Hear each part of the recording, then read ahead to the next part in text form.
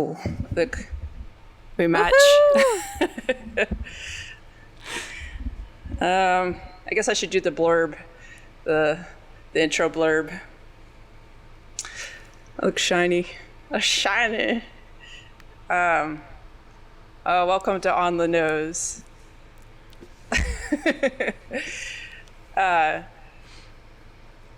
Wait, do you want to be known as Tyler? Or? Yeah, we'll do Tyler.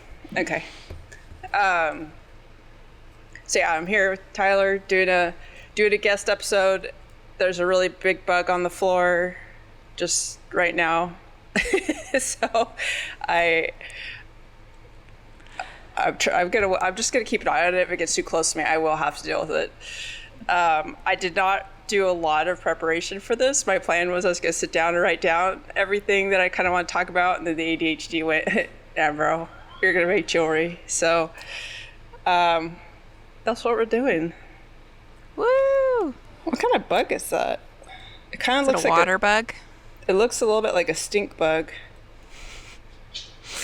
You might not want to smush it then. Yeah.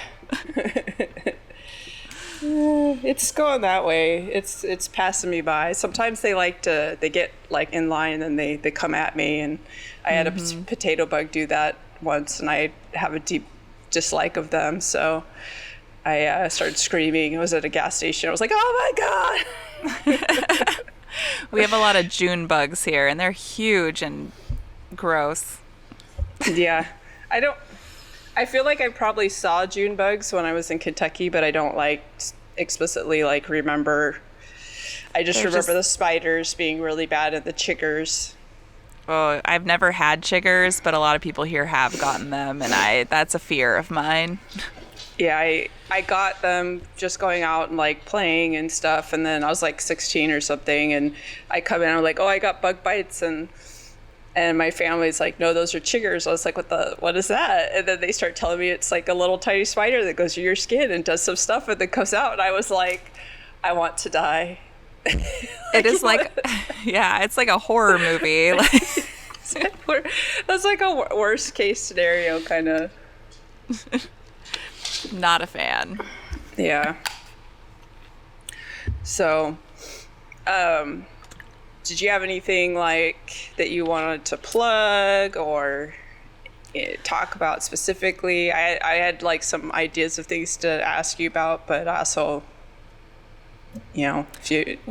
We can start with that, and then my brain will go to other things, just like yours does. Yeah, we're do you remember the Group X? There is this band, and they did and then they did the Mario one, and they're so goddamn the same. Yes. You say you want ice cream, they both say yes. Yes. Yes. Shiggity shiggity schwa. But yeah, all of our health stuff, all the things that we have in common, it's crazy. Yeah, everything I end up having, I just assume you've already dealt with it too. So then I'm just texting you hey, what do I do about this? Yeah, I'd like to say that was an uncommon thing, but as we're getting older, people start having more issues. It's I am the person that people think to go to, which is I totally don't mind, I am hoping eventually that some of those questions will make their way here to the podcast so that I can info dump, because it's really hard for me to decide on which slice of information I want to share. So having someone be what about this? My brain will just go zoom, right? Here is now everything. Yeah. And more. Yes. Yeah, so I was gonna say another thing that we have in common is the OnlyFans, and I figured it'd be a good opportunity to mention it so you could plug that a little bit. But I was actually just curious how you ended up getting into that. Definitely. So it's really funny story, actually. Up until about 3-4 years ago, besides when I was modeling for companies, I was completely covered up. wearing sweatshirts in the summer and long pants and never like anything that showed my stomach, because I grew up in such like toxic purity culture that I felt shame for myself and my body and showing anything. That I was taught from the time I was born until I graduated high school that if any guy saw me in a sexual way, that I was making them do that. And so much like trauma and shit had happened. Sorry, I don't know if I'm allowed to cuss on here. Yeah, totally. But, okay, perfect. Had happened that I just blamed myself for because of all the people around me and everything in my head, that I just subconsciously covered up. And even at the pool and everything, I'd wear a t-shirt. And it was about, gosh, no, it probably was more like I've been saying 3 years for a while. It was about 5 years ago that I finally bought my first outfit that was like a crop top. And I'm like, this feels good. And so then I started taking some like flirty pictures of myself and like feeling myself for the first time in my life. And other people were like giving me attention for it, and none of it was like super scandalous or anything. And so finally one of my friends was like, hey, I think you should post a picture that's showing almost everything, just so you can see how people actually see you, because you're not seeing yourself correctly, because I have such bad body dysmorphia. Yeah. And so I allowed him to post a picture of me in a group. Within an hour, it had like 900 likes and like a whole bunch of comments. Only one was negative. They said my belly button looked like a vagina, but I'm like, there could be worse comments. I thought people liked vaginas. That have doesn't sound like a too. bad thing. So after, it was like a few months later, I started posting some of my own pictures. I like very artsy photos. And then I realized that like OnlyFans was a thing. It wasn't heavily being used for that at the time when I started. It was a little before that, but I knew some people were, so I got into it before like it was saturated with people. But I just got into it just for my own confidence. I like the comments just like you do. Like I like the comments more than the money, but yeah. The money's nice too. Yeah. But I started it, and within like 5 days I had like 15-20 fans, and I was not expecting that, and I was barely posting anything about it, but people I think were just waiting for me to do something. Yeah. And I wasn't showing anything at first. It was just my artsy stuff, my cosplay, just a little bit more scandalous than I was doing on Instagram or TikTok. And then I slowly was doing topless and then everything. And I was just like, I'm going to do whatever I want. I'll show as much or as little on each day. Yeah. But that's kind of how I got into it. So I think I've been on there for 3 years now on OnlyFans. And I've been doing modeling since I was 19, though. Cool. But I felt like a different person. Yeah. Well, if you're like all wrapped up in all that stigma and just that like heavy weight of modeling would not have felt empowering like at all. No, and I had to disassociate. It was like two different people. When I was modeling, I was one person, and then out in daily life, I was me, and they never collided, and now I'm allowing them to collide, and it feels good. Nice. That's cool. I'm like working my way there. Like I'm only like a year in, and with like an entire lifetime of other stuff going on. So it's like sometimes I'll be frustrated because I'll be like, it still doesn't feel the way I want it to.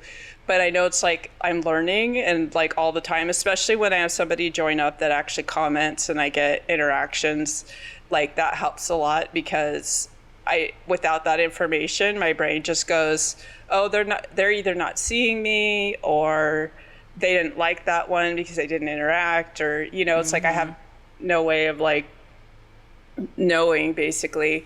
And you know, the whole body dysmorphia thing I've always been the grossest person in the room, always, like, you know, and I didn't really get any sort of attention that would have like taught me to think otherwise, like through like my partners or other people, because like most of the comments I got from people, I got called like a big girl. I was smaller than I am now, or I was called pointy, or like it literally never got called hot, sexy, whatever. None of those words were ever applied to me until I put on the clown face.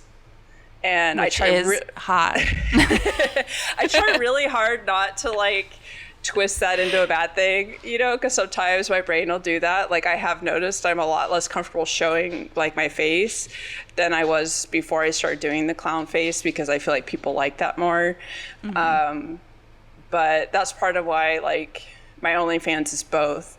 I don't do like all clown stuff. And the dog is under the table. I'm not eating, so there's nothing down there. But yeah, like for me, when I started, I was bored and I just wanted to have fun. And I was in this relationship that was making the boredom even worse than it would be if I was just by myself. And can you not, I know I'm talking, but I'm not talking to you. Like this is... I'm the good girl. That's right. Can you go lay down now, please? Because you're distracting me. Do you find that the boring relationship,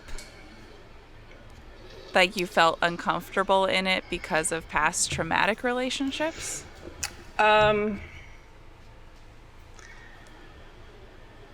I don't know, because that relationship was so different from any others that I've been in. Like, it's the first time I was involved with somebody who never once initiated affection or anything. And so there was just like this void of information because of their own anxiety issues and stuff, that they were so reserved that they were uncomfortable. And like when we first started talking, they were really flirty, and we sent each other pictures, and we were, making jokes and stuff. And the first time that we like hooked up, and it was supposed to be casuals, I literally did not want a relationship. I just wanted some fun. And then they just shut down. They stopped flirting. They stopped responding. I would send them pictures. They live 4 blocks from me. I'd send a picture, be like, why don't you come over? And they'd be like, nah, and they'd stay home and look at porn or whatever. And this was my first time ever sending pictures, ever trying to initiate, to try to like, so having never behaved that way and then being received in that way when I did was like, just felt super yucky. And I kept being like, dude, and then I finally just was like, I just want to have fun, and I want to like receive attention that makes me feel like a human being. I want to feel like a human being in a way where my sexuality is included, because it just never felt like my sexuality is like a part of me. And my sexuality has always been shaped around my male partners, where like my preferences don't really matter and my mood doesn't really matter, like all that stuff. Like I felt like such a strong sense of like obligation to provide what they wanted, but what I wanted, I couldn't even tell you what I wanted because I never got to take up that space, right? Yes, I feel that so hard.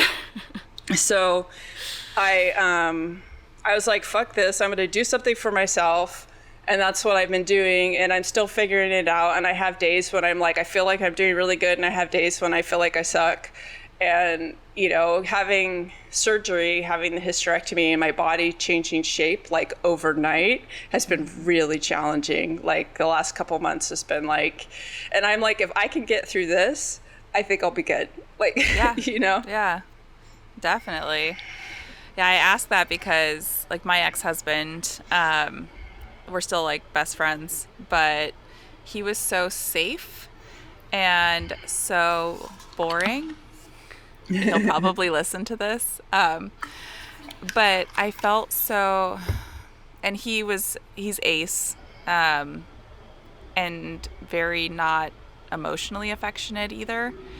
Like I could handle the like lack of sex if I got some intimacy in general, but I feel like I felt so out of place in a relationship that wasn't, it was a different type of toxic, I think, where my needs weren't getting met and they didn't really want to meet them at all, but they weren't fighting with me, and it wasn't like emotionally or physically abusive, and so I felt like guilty for not wanting it. I relate to that. Like, I literally it took me the 4 years to look back and be like, actually, your neglect was abusive. You were neglectful. Mm-hmm. This was abusive, and like the pain and the damage is just as bad in some ways as, as when I was in an abusive relationship. It just, my brain thinks abuse looks like a certain way, and that's bullshit. Like, I just hate that I had to learn it the hard way. Exactly. And he understands now, like to this day, like we shouldn't have been in a romantic relationship. We should have stayed friends, and like it should have, and I use romantic very lightly, but, and I'm glad we stayed friends afterwards. It was a little rocky for a couple months where I guess like our brains and chemicals automatically, when you like break up with somebody or get divorced, automatically are like, I hate this person. And then I had to be like, I don't actually hate him though. Yeah. I'm usually very like amicable, and then the other person changes and they're rude to me. That makes me hate them. Like, I'll just be like, oh, we're fine. We can be friends. It doesn't matter that we stop being involved. But I'm not very good at like the romantic part being that important. I can like switch really easily, and I guess that's not how other people are. And when I was younger, I didn't get it. But I also, when I was younger, I got into relationships because I learned that that's what you're supposed to do and that's what you're supposed to want. And I didn't know like that because I'm ace with like a demi splash that I had certain needs that I needed to meet in order to have like, I have yet to be in a relationship where my demisexual needs are met so that I can develop in that way. So I've always been a little bit aloof in my relationships, and it's been a complaint from my partners, but I would just be like, well, this is how I am. I'm not getting my needs met. I don't know. Like, I don't know what to do. And it's hard to communicate. Well, for someone else to accept the communication of, I don't know what I need and I'd like to explore what I need. Yeah. And be able to communicate with that other person and feel safe with them to explore that, because to this day I have never had a relationship where I could explore that either.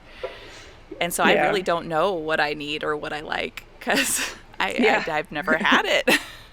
Yeah, I think that like sometimes I wonder, am I even capable of that? Because I've never done it. I can't really imagine like going through the process of like developing those feelings or whatever, but I do enjoy like when people are like, oh, who was your first love, whatever. I'm like, oh, I've never had one. I love saying that because people are just like, it's like, I didn't used to like chocolate. I'd be like, I don't like chocolate. People be like, there's certain things that are considered a given to everybody, and when you're an outlier, you're a total freak, and I'm cool with that. Yeah, being a freak is cool. Yeah.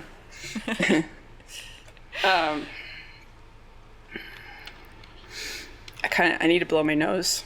I'll be right back. I was like sitting there like, we're recording. What do I do? Like, screw it. You just blow your nose. Yeah. I need the tissues.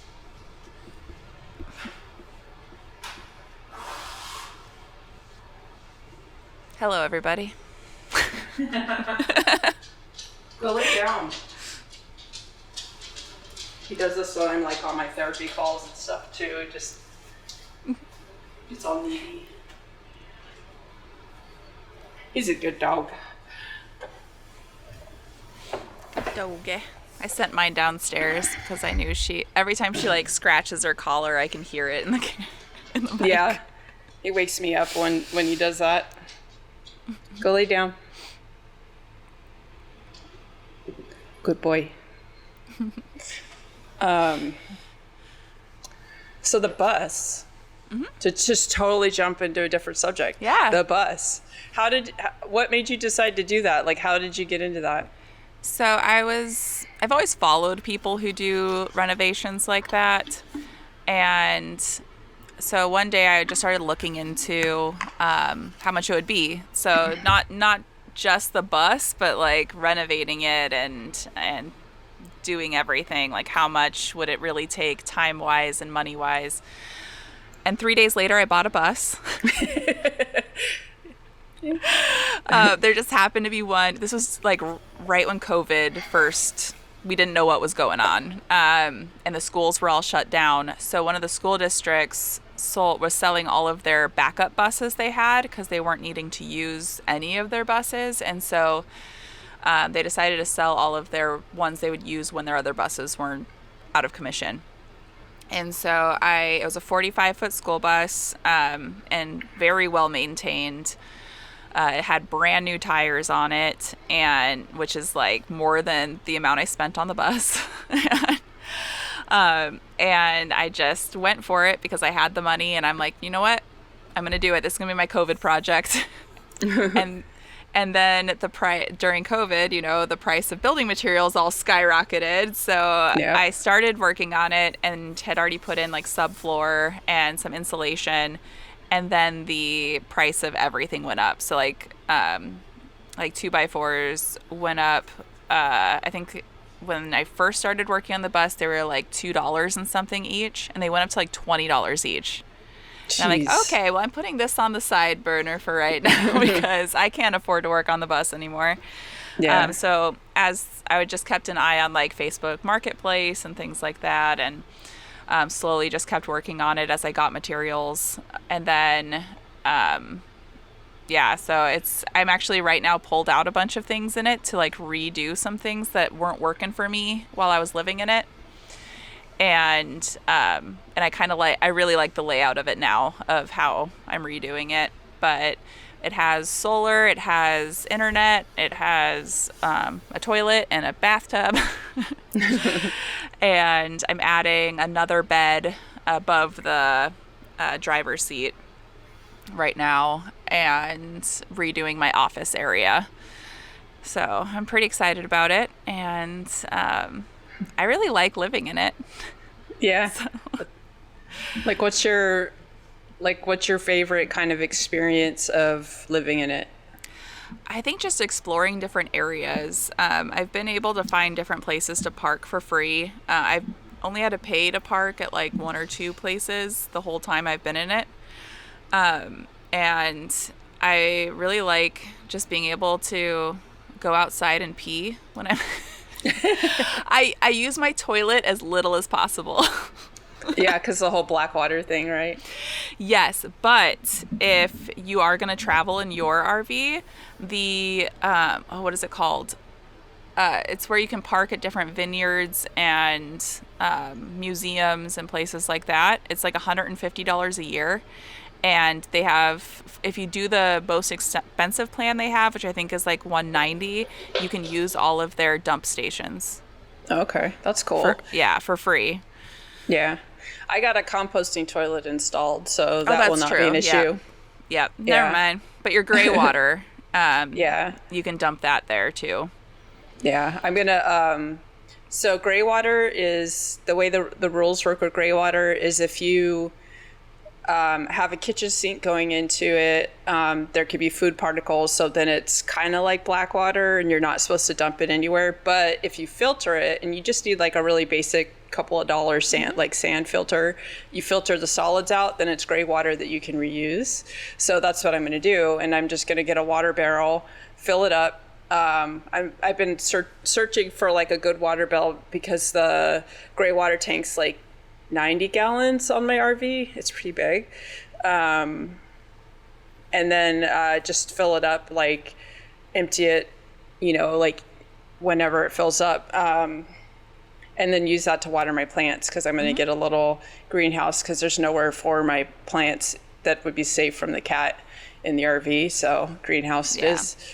But yeah, I've learned so much about all that just through, like having to do the research, like how to get rid of stuff, what the laws are. And they're different in different states.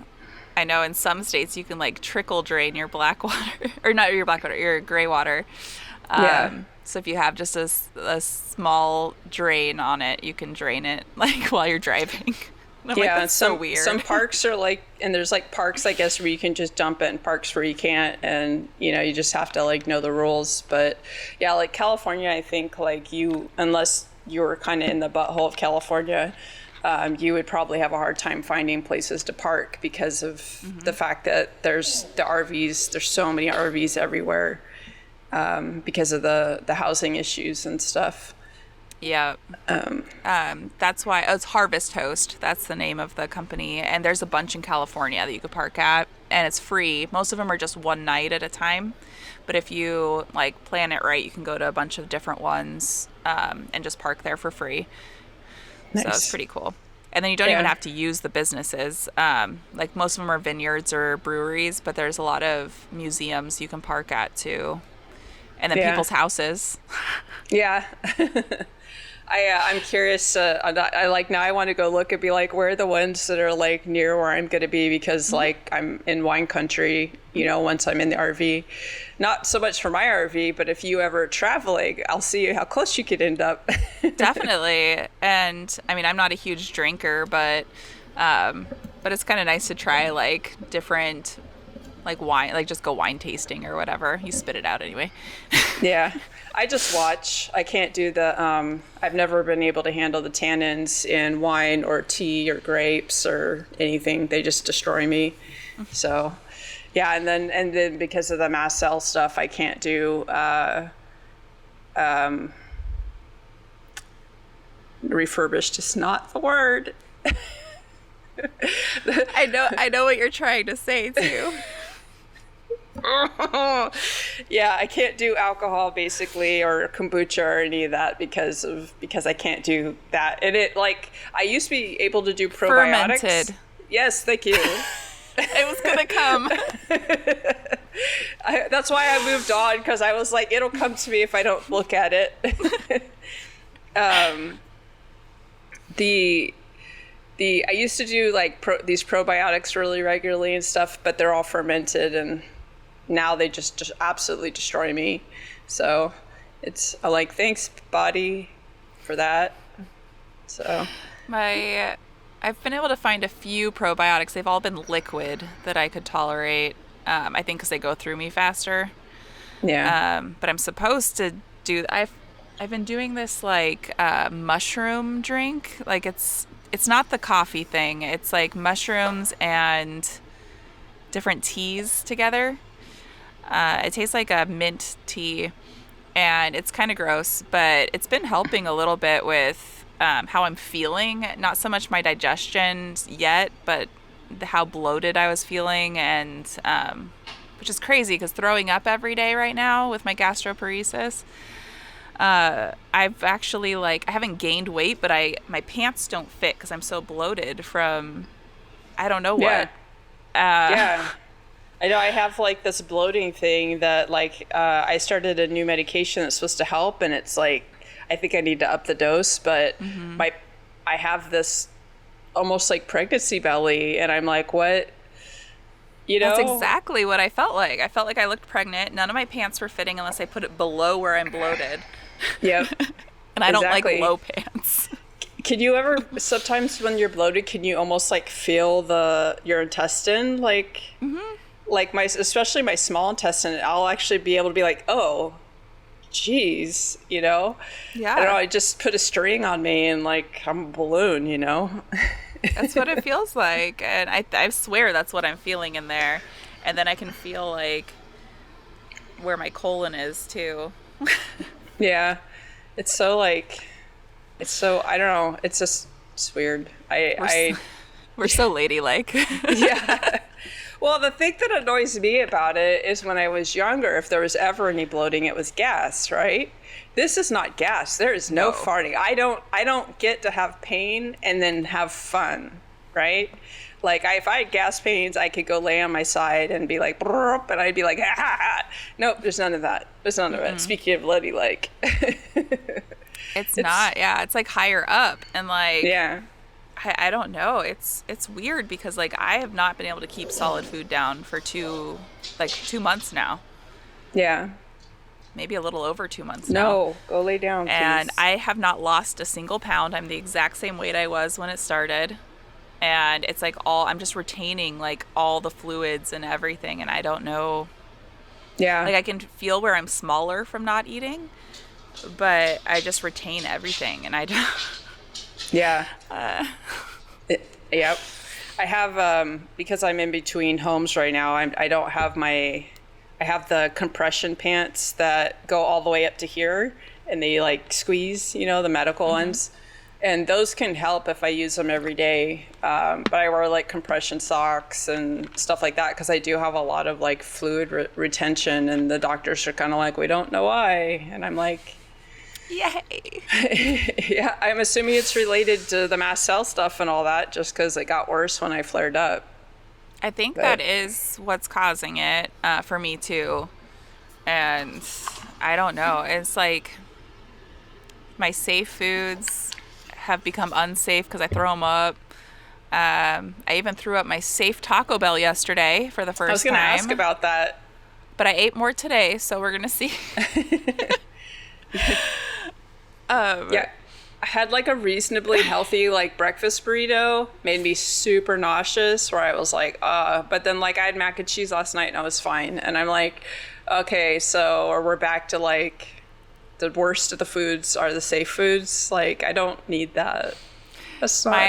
Mine are mashed potatoes, which I also threw up yesterday. Taco Bell and bagels with egg on them. I can't eat just bagel, or just eggs, but if I have like a bagel sandwich with an egg on it and cream cheese, that for some reason is okay. Wow. Yeah, no, the cream cheese would be like a no bueno for me. No bueno.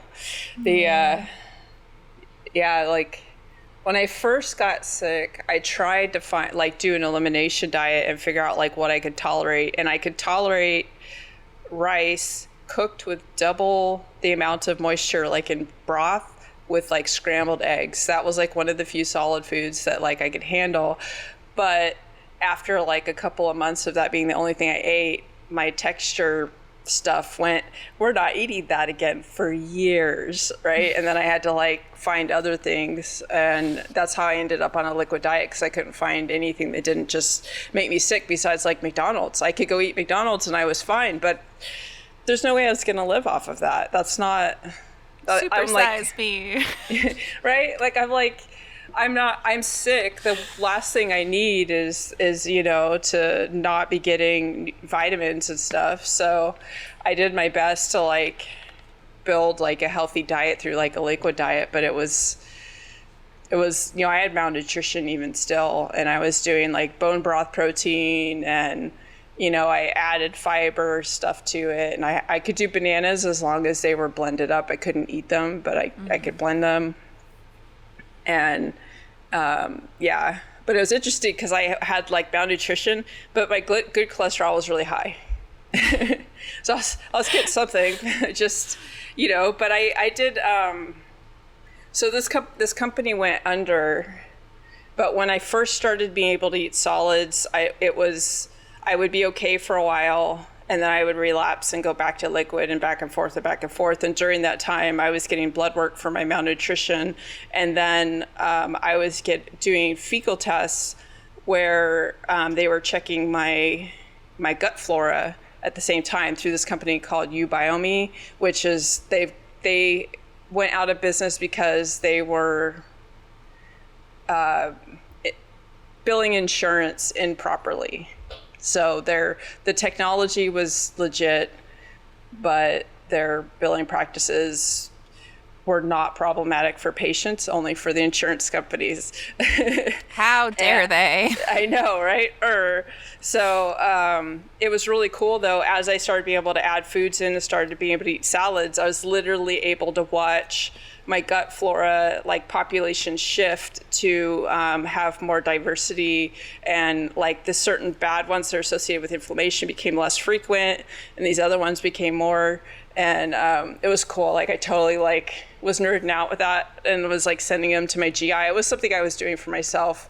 Mm-hmm. And then I just sent them to my GI because he was like, that was cool. He's kind of, I think he's on the spectrum. I just got that vibe when we talk, you know? We know. Yeah. So he totally like enjoyed that too. And I was bummed when they went out of business because they would do it for like vaginal flora as well. Oh, so, I want to do that. Yeah, because I went through this stage during all of that where that was off kilter too. And I got a test to see what was off kilter, so I knew what kind of probiotics to take to kind of help even things out. Yeah, ever since I had my surgeries on my cervix and uterus and then ablation, it's been off. Like, it's not bad or anything, but it's different, and I want to know why. Yeah. Yeah, my doctor, like, everything, like, changed, and she kept being like, well, do you have yeast or whatever? And I'm like, no, it's just different now. Mm-hmm. It just changed. But they tested it, and, like, the pH is fine and everything. It's just something about the makeup changed. But every time I go to the doctor, they think something's off, and then they test it, and it's fine, and I feel fine. I feel fine. It's just, I was used to like smelling a certain way my whole life, and now it's just different. It's not bad. It's just not me. Yeah.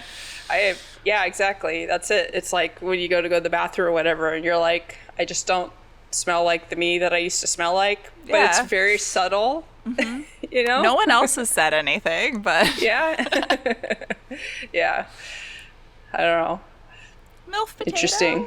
I'm sure some of that happens with age and like hormone shifts and stuff like that too. But I have to imagine, you know, like, especially like, you know, like having had a hysterectomy, there's no cervix anymore, and the cervix is responsible for creating some of the mucus and stuff that helps like clean the area out.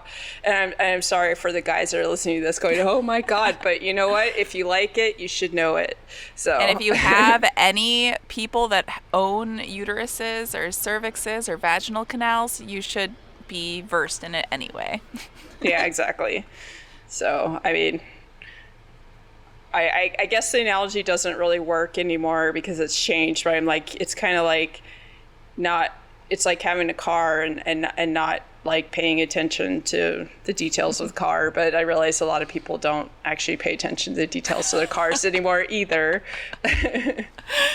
Very accurate. Mine has tires. Before I went on my road trip, I did like a safety check. I checked my tread. I checked all of my fluid levels and all that. I have a brand new car, and I still checked all that stuff. You know, it's like maybe left over from my parents kind of beating it into me, or that I rode motorcycles. And every time you get on a bike, you want to like check those things because it's, you know. But I was doing it, and I was like, there are probably people that have never done this with their car ever, you know. They just drive it till the lights come on, which is awful. To be fair though, I do fix stuff on my own vehicle, but I YouTube it. Hey, how you get the information doesn't matter. That doesn't make it less, like, the fact that you utilize the information is all that matters. I was like, the first time I had to change a tire, I'm like watching YouTube like to change my tire, and then hoping it stays on my vehicle afterwards. Yeah. It's like, it's not like you carry a torque wrench with you, so, you know, just have to hope for the best. Mm-hmm. But yeah, I used to do all my own work on my vehicles and stuff, and after my health issues and all that, I stopped being able to do some of that, and it's like the way that I made myself feel better about it, because I'm still knowledgeable, I'm still kind of in tune with my vehicle, is that I think of it as like women who go get their nails done or get their hair done. I don't spend money on things like that. I shave my own head. I don't, you know. Mm-hmm. So it's like I'm taking my car to the spa. you know? Yeah, it's getting a little spa day. Exactly. Yeah. It was, oh my God, when I remember the first time I took my motorcycle to get an oil change and to get a tires change. So with a motorcycle, whether or not it has a belt or a chain, it doesn't matter. But when you put the tires back on, you put the chain or the belt back on. And mechanics will charge an extra $35-$40 to do the chain, even though it's part of putting the motorcycle back together. Even though they have to do it. Yeah, and I literally just stood there arguing with the guy and was like, okay, fine, tell you what, I'm going to bring my own tools and my own stands, and I'm going to do it myself. Like, so they didn't charge me. And then after that, what I started doing was popping the tires with the rims off, going to get the tires changed and just putting them on myself. Cause like, I was like, I'm not paying, like $200 for you guys to do this thing. Like, it's just ridiculous. No, and that should be included in the price if they're going to make you pay for it anyway. Exactly. It's just, I was so offended. And I had like this friend who he'd never done his own oil change, and when I found out what he paid, and I had never paid anyone at that point, and I was just like, you do what? Like, you don't like it. It was he's like this big guy. He was like a Marine. He was a sergeant in the Marines. Really, like, if I showed you a picture, you would probably recognize him as a teddy bear, but most people found him very like intimidating. And he also did not ride his motorcycle in the rain, but there was a storm that came through, like a spring storm. And so I ended up riding his motorcycle in the rain for him to the mechanic, like show up. And he had like it was a 1400cc motorcycle, which at that time, like people were like, oh, female on a bike. Oh, and a big one. And they're just like, you can ride that in the rain? With your little dainty girl hands? Yeah, I was just like, yes.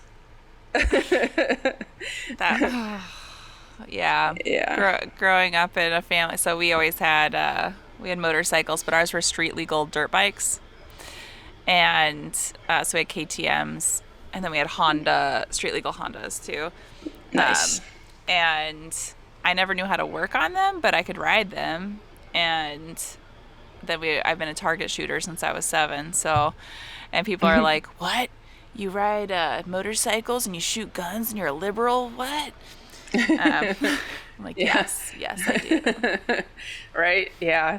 Well, I got my first bike. It was a mini bike, and my mom's boyfriend, he was the closest thing to a dad I had. You need a flow chart to understand my dad's situation, but he basically was like, if you want this mini bike, then you have to get it running. So I was like 8 years old, and that was like my birthday gift or whatever, was a broken mini bike. But he sat with me and helped me, like we dropped the engine and like got it working so and cool. Stuff. Yeah, so I grew up around that. Like when my mom wanted to learn how to ride motorcycles, he told her, okay, but you have to work on them. I'm not doing the work for you. So my mom would be out there changing her oil and stuff too.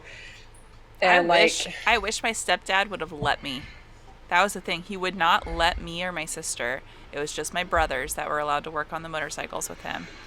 Yeah, that's how my dad was. So I would be at my mom's house, and like I was expected to be self-sufficient, and they taught me, like, if we went like driving in the car and something happened, they would explain to me like the physics and stuff. So I grew up like extremely, like I'm a very good driver, and not like definitely good driver, but I'm an excellent driver. Yeah.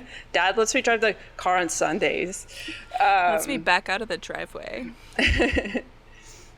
But like I'll say that people think I'm being like cocky. I'm like, no, I'm actually like a really good driver. Like if I were to go do like advanced tests and stuff, I would score it. I get really good lap times my first time on a track and stuff like that. And that's because my parents took the time to teach me. Like they would go out when it was raining and be like, okay, now you're going to do donuts so that you can learn how to control rear-wheel drive car when it loses traction. And, stuff like that. My parents were awful in a lot of ways, but in that way they were cool. When I played with fire, they taught me why fire was dangerous. They didn't just tell me don't play with fire. They were like, and they did like a big scary explosion fire. And this is why it's dangerous, because we were throwing matches at a gas tank. So yeah, but oh my gosh, that's hilarious. The things we did that could have killed us. Right? Yeah, I was like 3, so I had no idea, but I remember the lesson of that really, really well. Mm-hmm. Yeah, definitely. There was something else I was going to ask you about. So the first time we met was on a live with Liz. Yeah. And you were making T-shirts. Yes. And I don't know anything about your crafty stuff at all, and I was like curious about that. Yes, I make T-shirts, mainly the things I would wear, and then I sell them at craft fairs, the extras that I made. But my favorite one is that's actually sold the most. It's a white T-shirt with red lettering that says "contains human organs," and it's my favorite shirt. And then I have emotional support human shirts that I make. But yeah, I like making shirts and stickers, and I do it mainly to pay for the ones I want that I sell the other ones. That makes sense. But yeah, I like doing crafty things. I also do, I have a laser engraver, so I do wood burning. Thought I had it next to me, but I don't. So I make paddles and things like that for people with the wood burner. Nice. That's cool. So you could put your name on people's peaches. Yeah.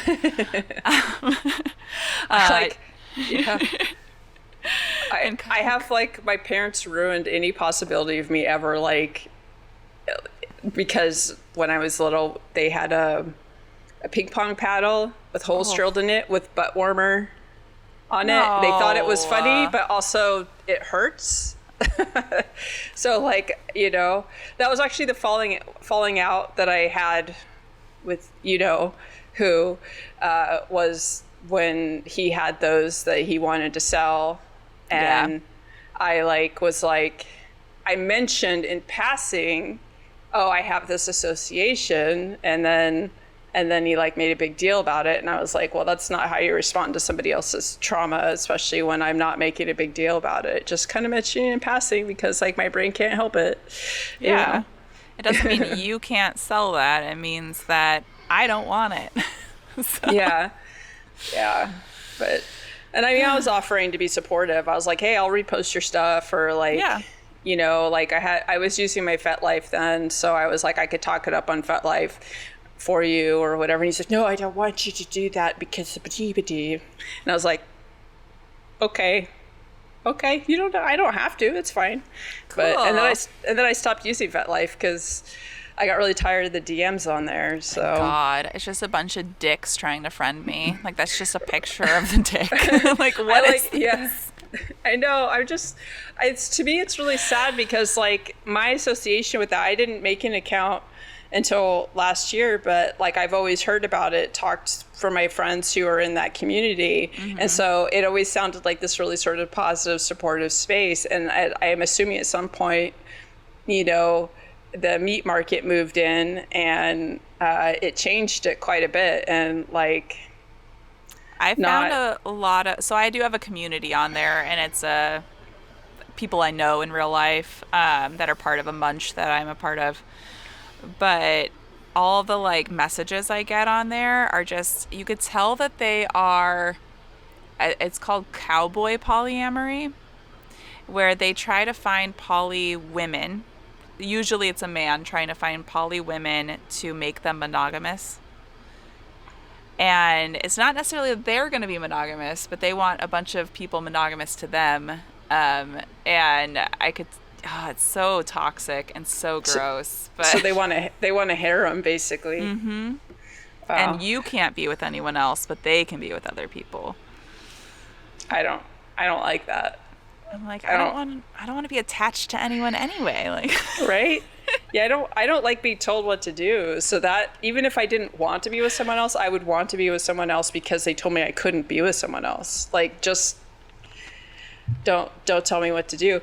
I was mostly getting people that seemed like they were really lonely and they didn't know how to connect in a meaningful way because they didn't know that they had any value beyond the penis, which if they knew how to have sex in a meaningful way, they would know that it's not even that important. So I think the most meaningful sex I've ever had never involved penetration. yeah, exactly. and they said the same thing. It wasn't just for me. It was like they were like, wow, that was really, because when I was younger, I did not absorb some of the messaging around sex and the limitations like at all. Like I read The Delta of Venus when I was 10 and stuff like that was yeah, because my mom had it. So I was a voracious reader and I would read anything that I could get my hands on. So I read stuff like that.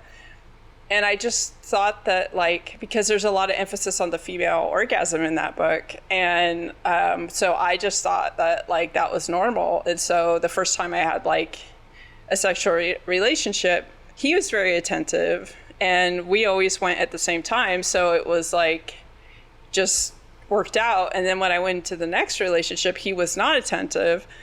And I didn't know that what I was running into was the normal. I literally, by the third time we slept together, I said, if I don't get mine, you're not getting it again. And that was my thing. And I didn't know how abnormal that was. So I ended up every subsequent partner after that teaching them how to actually have sex without it being just about, I'm not a replacement for your hand, dude. And I didn't know how abnormal that was, but I have past partners that are the partners after me basically told them to thank me, and I'm like, you're welcome. I'm like, but where's mine? When do I get to have the hand holding and, have somebody else do good by me for a change? Exactly. Oh gosh. It's so hard because a lot of people, I just feel like the way that they were taught, especially around our age, it was very much the movies and everything out were for men were very much a get yours. You need to get yours and as many as possible. And it wasn't really about pleasing the other person or it being an experience or anything like that. There was nothing emotional about it. It was just it's just an act that you do and you want to do it as many times as possible. Yeah. And I think that was basically most porn, 98% of porn out there is also like that. And men learn from that and hardwires their brains to function a certain way. It's actually pretty interesting because there's some sex therapists and stuff that are now coming out and saying that they're dealing with sexual dysfunction in men in their 20s and late teens and stuff because of this overexposure to that content, to that type of content, and the fact that they cannot connect with another person because that's where they learned how to be sexual and stuff. So when my son was younger, I put the time into learning about porn because I don't personally take part in looking at that stuff. I don't have an issue with it if it's healthy, and I enjoy the content that my friends make, the people on OnlyFans that I see, but I think that's just, it's more personable and it's a person who's taking control of their body, and sometimes it's just a beautiful picture of the human body. Artsy. Yeah. I love the artsy ones. Yeah, me too. That's kind of my jam. So when my son was younger, I was like, okay, well, he's going to grow up into this. How can I guide him? So I did that. I learned about it. I read articles from people who are in the porn industry and stuff like that. And so as he got older, I was like, well, learn your body without pornography. And if you do need to use pornography, look for stuff that's made by women, made for women, healthy stuff that shows like female sexuality. We had a lot of conversations around like, you know, both psychology and physiology of female sexuality and stuff. So I basically unleashed this knowledgeable male into the world.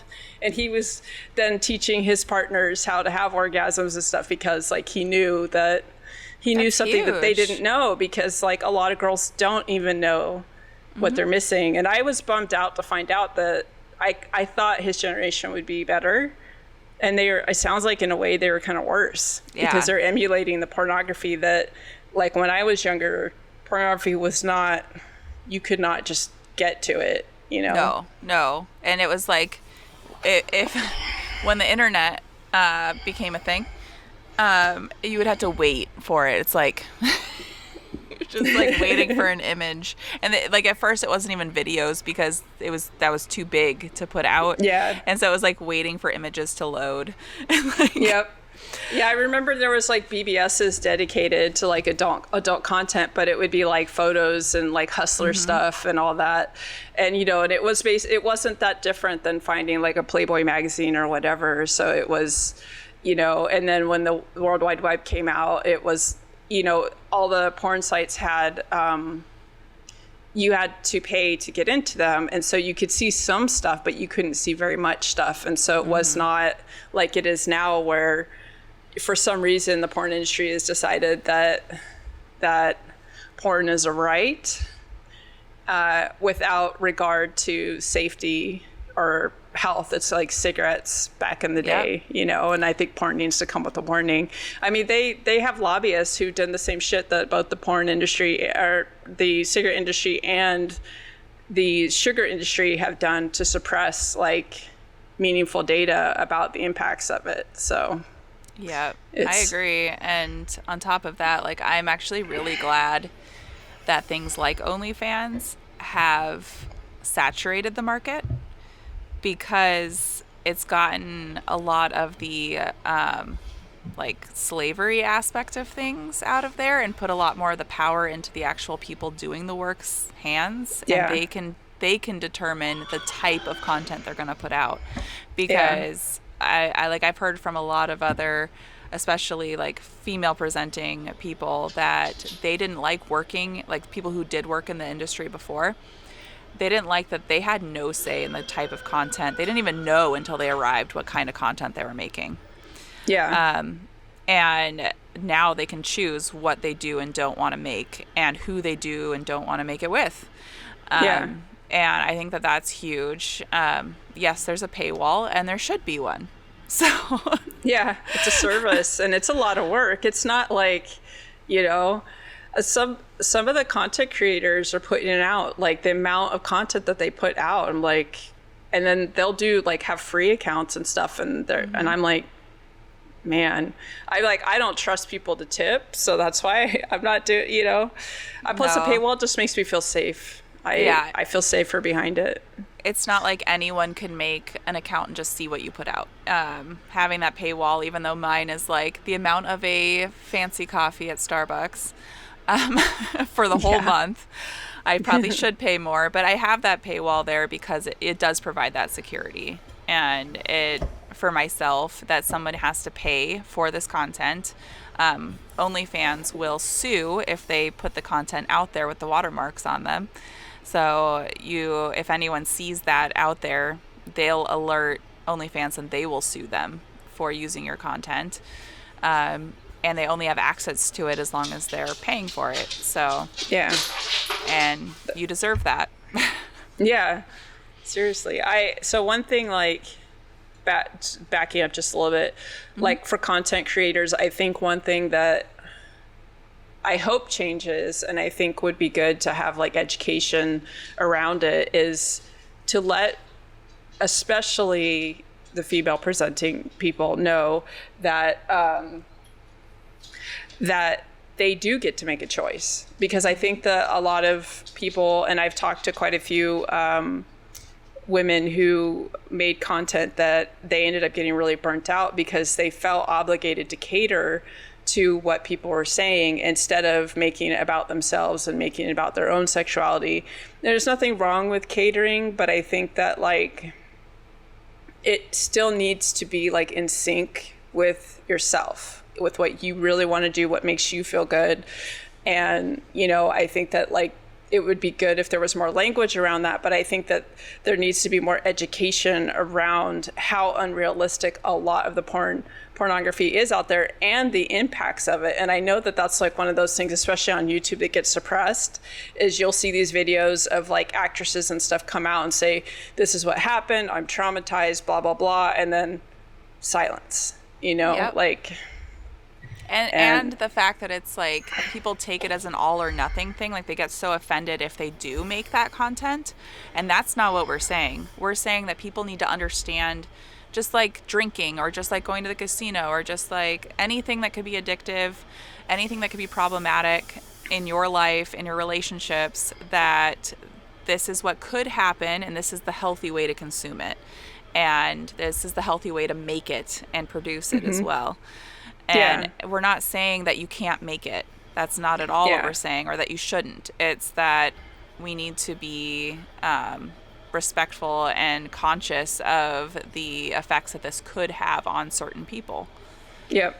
Like, and if it doesn't feel right, don't do it. Like, if it makes you happy, freaking go for it. Like, just go crazy. Like, but like recognize that, you know, there's also like just thresholds for stuff. And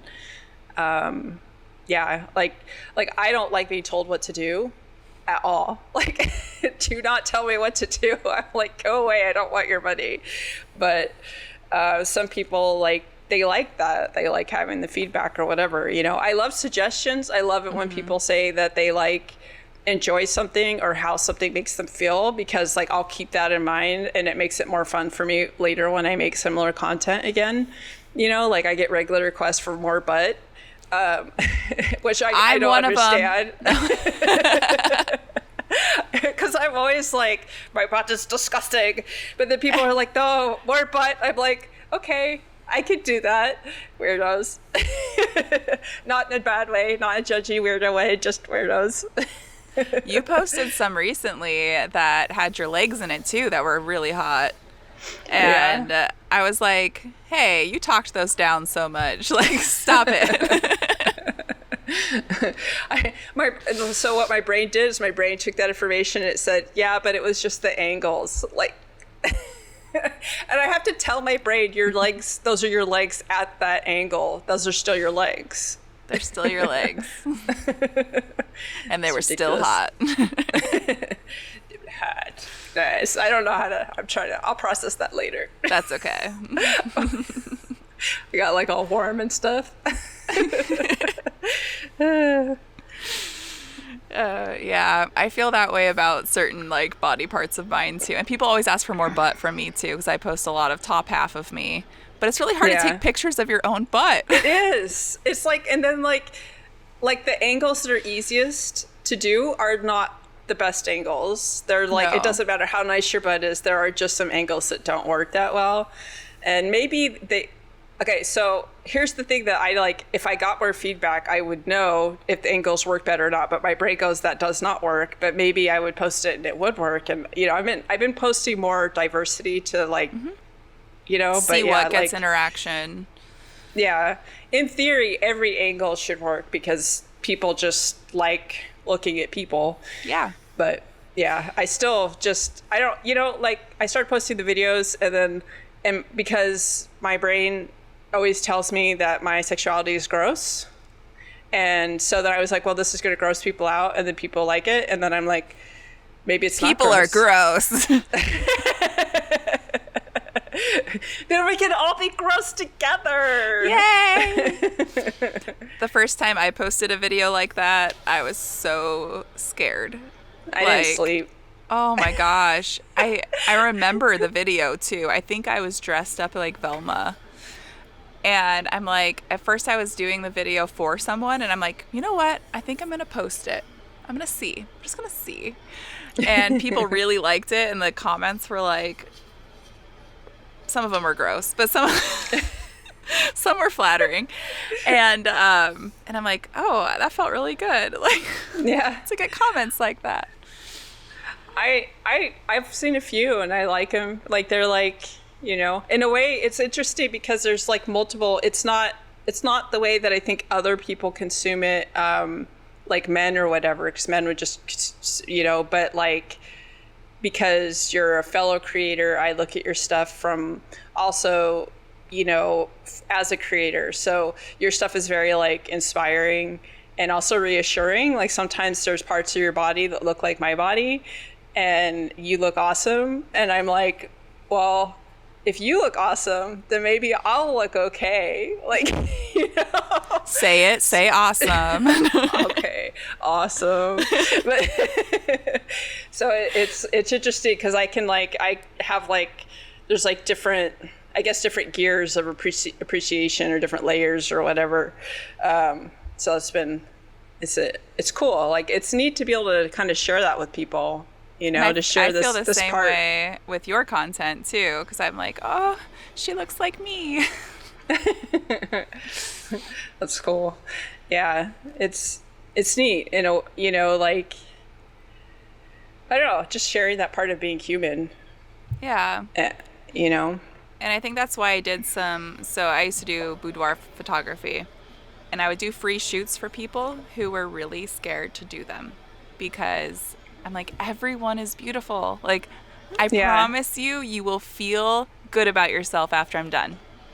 I want to do that. Yeah. Oh my gosh. It's so fun because like you just watch them. I'll show them some of the pictures. I'm like, this isn't even edited. Like, look at yourself. And they're like, oh, I do look good there. Let's do more like that one. Like, yeah. I totally want to learn how to do that kind of photography. Like I know I take pictures, but it's different taking pictures of people. Mm-hmm. And I used to be really, really into photography, but people were not on my list of things I took pictures of. But I want to learn how to do that style of photography because I had this idea of like offering like local cosplayers and stuff like that, like photo shoots just to like, because I enjoy doing it, not even to make money, but, and then, you know, also the same kind of idea. Like I used to have this idea. I don't know if you ever seen like real estate signs. It'll say, I'm beautiful inside. It's like hanging outside. I wanted to steal one of those. I really wanted to steal one of those signs and then just find random people and take pictures of them holding the sign. Yeah. You know? I love that. I used to get so many ideas, but I never like, I couldn't figure out how to do the things I wanted to do until I started treating my ADHD. And then now like, I just decide to do things and I can do them. Yeah. That would be really fun. What I'm thinking, like in my head, though, is like you posting something for like local cosplayers and just saying, I'm doing a mini shoot at this time. You'll have like a 30-minute slot for pictures. It's this much money. It's not a ton of money. You'll get your edited pictures. They're all digital afterwards. And so that way you can set aside like 2 hours, 3 hours and do like 4 to 6 people. And if they want to do some together, they can do that too. They meet each other, they meet other cosplayers, and they get pictures of themselves that they normally wouldn't be able to afford to get. And then you get the exposure, you get all those people, and just have them sign something saying that you can use the photos and that you have the rights to the photos, but they can use them as well. With credit to you. That's what a photographer I used to use did. And you could, it probably would, like for a mini session like that, most people charge like $100 a person. And that could be your way in. They get a bunch of pictures and some fun things. They can change their outfits even, do like 2 15-minute sessions of different outfits. Yeah, that would be fun. And then having it as a group thing, they'd be less nervous about doing a one-on-one, you know. Yeah. I am saving up my OnlyFans income, which is not very much because I don't have a lot of subscribers, but is for getting a shoot done of me, just because I would like to get photos taken where I can see angles that I can't take myself. It's like really hard taking pictures of yourself. Like And then you can So use the angles that you liked that they did and like emulate that in the future. yeah.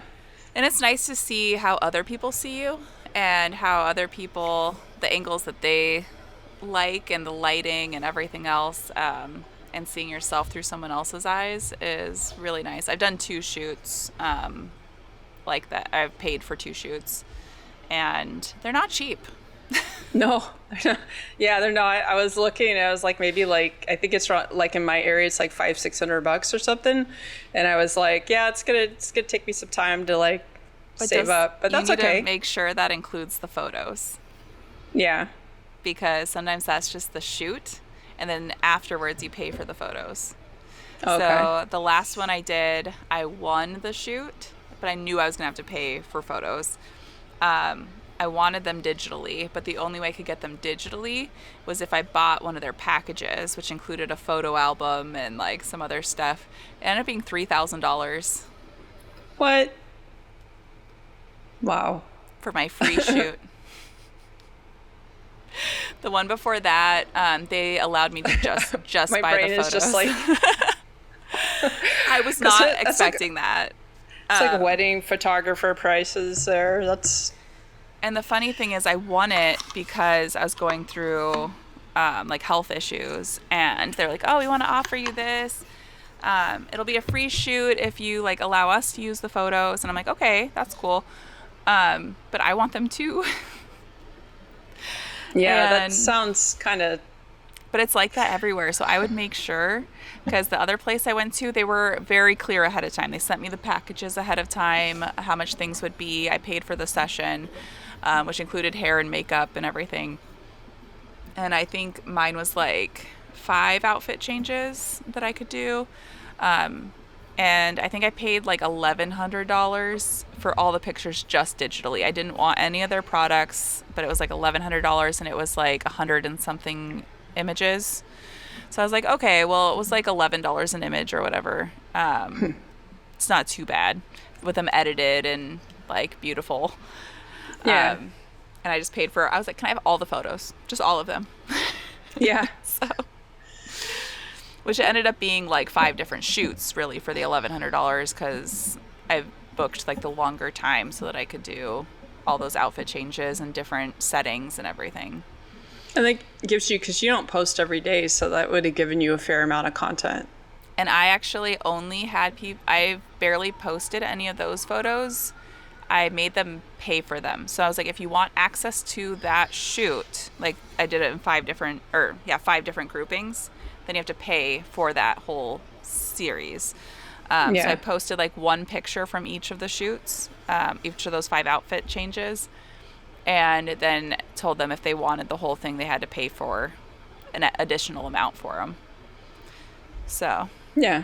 that worked pretty well. Nice. I have such a I have like this really consistent subscriber base that they've kind of just been there since the beginning, and but they don't like spend anything extra. So like I'm not like, I don't have the right kind of like, yeah, for that kind of thing to work. I would just be like, here you go, here's the photos, and you know. And I think at that time, I have a lot less subscribers right now, just because after my last TikTok account got taken down, I was very careful about what I post. Now they're building back up right now, actually. Almost every day I have a couple new subscribers, and I don't know why. But Nice. I don't know where they're coming from. Yeah. But the banana guy did subscribe. Did it? The banana in his butt picture guy. So I don't know. Did I tell you about this? Tell me. No. Okay. You need to tell me. Okay, I need to tell you. Okay, so I'm in a small town, and he'll probably hear this because he follows me on everything, and I don't care. So I was at the one brewery that this town has. So I'm sitting there, and this guy starts talking to me, and he's like, I recognize you. You worked at this insert location name. And I was like, yeah, I did. I worked there for 4 years. I was managing it. And he's like, yeah, it's really gone downhill since you left. And I'm like, I know. So we're just chatting, and nothing at all, like just chatting. and he left to go play volleyball at a different bar. And so I stayed at the brewery. Later on that night, I get a friend request from him on Facebook, and so I accepted it. And he starts messaging me the next morning, and he's like, oh, I lost the volleyball game last night. And I'm like, oh, bummer. Whatever, I don't care. And he's like, yeah, because of that, I lost a bet with the girl on the other team, and she now can tell me anything that she wants me to do today, and I have to do it. And she said, part of that is that you have to tell me what to do too. And I'm like, I don't even like telling myself what to do. Right? I'm like, fine. Like, he kept pushing, and I was like, fine. Go eat a banana and then put a banana peel on your head and wear it on your head the rest of the day. He works at the radio station. And I know all the guys at the radio station, so they'll tell me if you didn't do it. So so then he like keeps pushing, and he's like, well, I'm only wearing 6 items of clothing. And I'm like, I don't want you to take your clothes off. Like, what? only 6? I'm counting, and that's a lot of clothing. Yeah, so was it like 2 socks, 2 shoes, pants, and a shirt? I'm like, what? I don't know. Yeah. So I'm like, okay, I don't really care what you do. Like, that's the only thing I want you to do. And so he keeps pushing and pushing about this other girl. And I'm like, this other woman does not exist. You just want me to tell you what to do. So he's like, right. Well, you know what? She told me to do something, and I'm blaming you because you had told me to do something with a banana. And I was like, don't blame me. I told you to wear a banana peel on your head. So he's like, yeah, do you want me to send you a picture of what she made me do? I'm like, I said no. I'm like, no. That's warning. And he's like, well, she dared me to, so I have to. And he sent me a picture of a banana in his ass. And I was like, I did not want that. I did not respond to him. Again, I never responded back to him. Fast forward to about 3 days ago. I was at the brewery again, and I went and sat outside for a little bit because our AC was broken and it was actually cooler outside. And so I was sitting outside, and this guy comes up to me. He's like, hey, and knew my name and sat down. Then another guy sat down with him, and the other guy owns the other Victorian in my town that has an Airbnb. So I was just chatting with him about that. And I just assumed they were a couple, and I did not recognize that guy was that guy. He was wearing sunglasses, okay? Yeah. So I'm just chatting with him, and I did not realize it was him. And then later that night, he wrote me again, and he's like, so, I'm here with Brandon. What's your OnlyFans link? And I was like, was that? Oh my God, that was you I was talking to tonight. So I sent it to them, and then because I was like, sure, if you have the audacity, I deserve the money anyway, so right. Go ahead, pay for it. So I sent him the link, and they paid for it. And then he's like, yeah, I really like your stuff. I wasn't expecting it to be artsy like that, though. I was expecting like hardcore stuff. And I was like, that is hardcore, okay? That took a lot of work. Right. There's over 2,000 posts on there. Like, you go crazy. Right. And then I never responded to him again. And I was like, he keeps writing me, and I just don't respond to him. Yeah. I'm like, I'll respond to you if you're going to pay me. But yeah. There's definitely, like, I get people that will message me, and I'm like, I just would prefer they message me on OnlyFans so I'm getting paid for it, because I don't really need that, and it's never like stuff like that. Like, I don't want to see that, but at the same time, that's kind of, it's funny, right? It is funny. I get like people that are trying to connect, yeah, and that's really hard, like, because I'm not like interested. They're not talking to me like I'm a person. They're just trying to connect, with what they've objectified. And like, I just, so I have a really, I've just been starting to just like no DMs unless a person talks to me like a person. I don't, I'm just not gonna. I don't follow those people back. Like, I unfollow them and make them go to my other folder. Yeah. And there's been a couple, though, that I just send them, like, the link. I'm just like, you could talk to me here. Yeah. I've had people, like, say they're going to sign up, and then they keep pushing even though. And I'm just like, just sign up, and then I put them on ignore. Yeah. And do and it. They don't. So, they weren't going whatever. to. They weren't Yeah. going to. And then they feel like people like that feel like it's a diss to them to be like, you need to pay for this.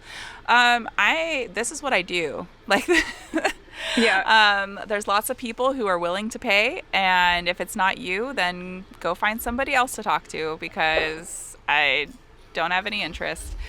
Yeah. I have people who like try to video call me, and I'll just send them my Cash App with a like, you owe me this much money for attempting to video call me. I'll have to keep that in mind if anyone ever tries to video call me. I'll send you those screenshots of what I say to people. That's really funny. Yeah, I had one. Somebody was like, "Oh, I didn't know you had an OnlyFans," and they're like, "I don't really do stuff like that, but like, I'm curious," and I'm like, "Okay." Like, I didn't really know why they were telling me, because I didn't need a play-by-play of their like mental process of this, but they're like, "Oh, I'm tempted to sign up," and I'm like, "Didn't say anything." Do it. Yeah. And then they're like, "I'm sorry, it freaked me out too much. I just can't." Like, and I was like, okay. I didn't say, I just like, there's nothing to say to that. Like, I understand like people have their shame issues and their anxiety and stuff, but I'm not going to like handhold somebody to, if they're not, my concern in that situation was that if he did sign up, and if I was like, say, to give him reassurance, that he would then personalize the content. Like, I've had a few people do that, such as, you know, who started texting me while he was, you know, I was there too. and I was like, dude, I already told you, that is a transaction. That's not, I don't need to know that. If you like it, you can tell me there. There's a hard boundary. Like, and I can compartmentalize that. Like, I can be like, that's me there. This is me in real life. Like, that's performative. And yes, it is a part of me, but it is not all of me. Like, I didn't do it for you. It's not personal for you. Like, don't personalize it. Like, you know, and that, like, thankfully that hasn't happened a lot, but it's been, so I've had this thought, and you probably get it, so I can like express it to you. Like, I haven't said it yet. I wish that I had something like OnlyFans when I was younger, because not just for like building up confidence, but because the guys that you meet who act like they're your friend, but they actually just want to fuck you, when they find out you have an OnlyFans, they go and get it out of their system, and they stop bothering you. It's great. It is. I'm not getting my piggy tails pulled all the time, where I hate, like, I get super aggressively like nasty with people that do that, like, kind of sexist flirting. I don't even know what it is. I hate it. And it's so nice, because I can just be like, I don't even point them at it. I just mention it, and they go, "Oh, well, do you mind if I sign up for it?" I'm like, as long as you don't make it personal, I'm all for it. And they usually stay for a month or two, and then they go away, and I never talk to them again. And I don't have to have the interaction of like, we're not going to date or whatever, you know? Yeah. Because those guys are persistent. They want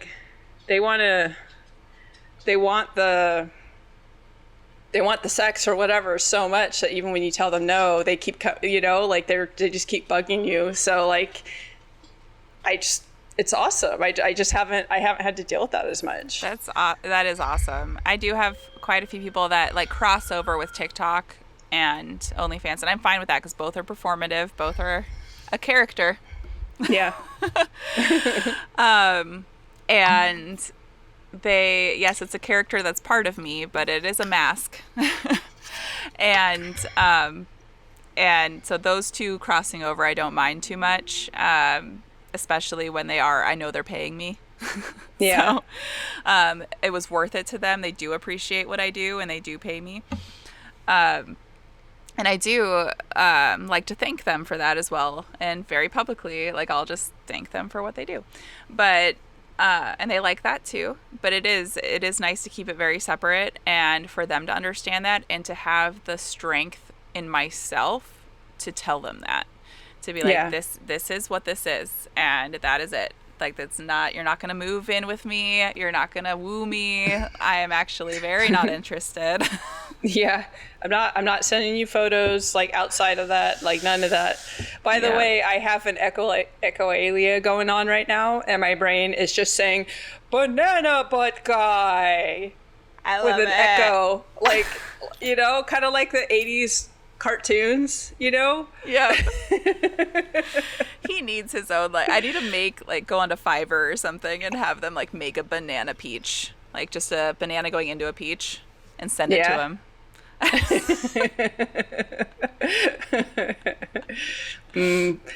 That makes me think of that game.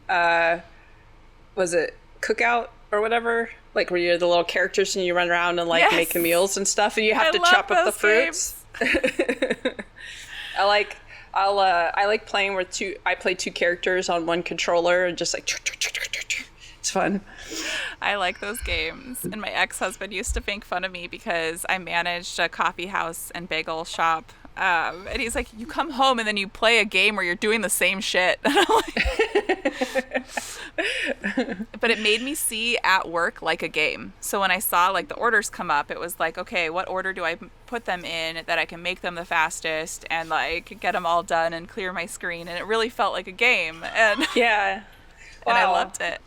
I did that when I worked at Jamba Juice. I ended up I did it most of my jobs, but Jamba Juice especially was like a lot of fun because I like came up with like this just an approach to making it, and we ended up, because there's a timer and you have to have the smoothies done in like, it's like 2 minutes from order to like, and it was like closer to like 1:20 that they were getting done because I had like figured out this like pattern of like, if we do this, it'll do this. And it was awesome. It was totally gamifying it. Totally. And it made it more gratifying because I felt like I won at the end when I cleared the screen and like everything's done. You're gonna blame the ADHD for the dopamine seeking on that. Yeah. What did I win? My normal paycheck. That's what I won. Yeah. Dopamine. Yeah. Cool. Well, we've been doing this for about an hour and a half, so I probably should wrap it up. Sounds good. With mine, I have 2 scripts written out for the future.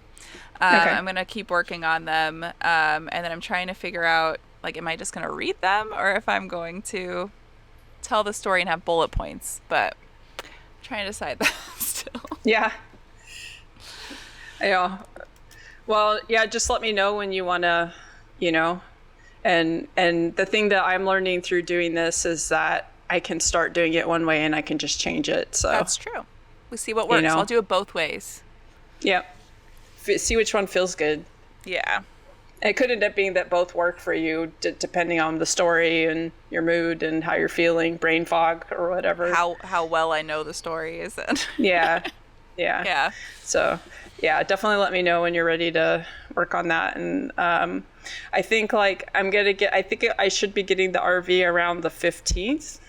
So I'll be working on it, but like I can totally make time for us to hang out and work on your podcast too. So wonderful. Do you have a name? You have a name for it? I do. And what's funny is, so actually I just today am buying the domain for it because it's going to be the same name, like part of the name for 2 of my businesses.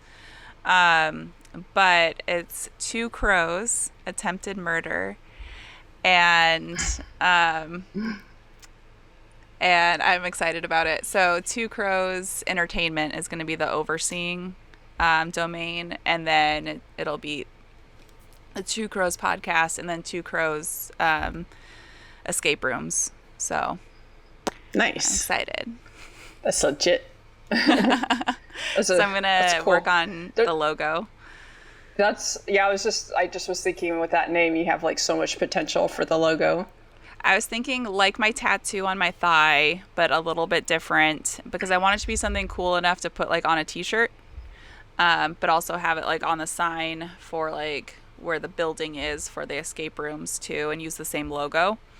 But I kind of had an idea for the podcast though, of like personifying them, to have like our faces on the crows.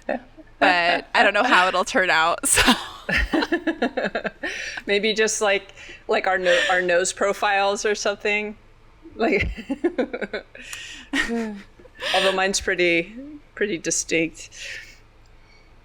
Yeah, I have a pretty decent sized nose. Yeah, it's cute. You have a cute nose. Oh, thank you. Cool. Well, thank you for talking with me and being my very first guest on my podcast. And I'm super excited. It'll probably be a couple of weeks because I have other episodes that have to come out first. Yep. But I will let you know and send you links and all that stuff. And then I'll send the links.